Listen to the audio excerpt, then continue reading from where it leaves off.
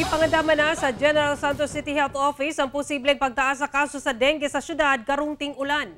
Sumala sa CHO sa 975 dengue cases nga natala sa syudad karong tuiga. Duha niini ang namatay nga mga usa ka tuig hangtod 10 anyos. Sagad sa mga nataptan sa dengue sa syudad mga bata kung asa 50% sa ihap, mga kalalakihan ug 50% sa mga kababaihan. Posible matud pa nga nakuha nila ang maong sakit sa ilang balay o sa eskwelahan. Busa doble ang gihimong pagpangandam karon sa City Health Office. Ilabi na sa mga pasuluray na sa karong pagpanahon na sa ting-ulan. Giyawag sab sa CHO ang mga residente nga batasanon ang 5S strategy lakip ang pagpuhag sa posibleng puy-an sa mga lamok nga nagadala ng dengue.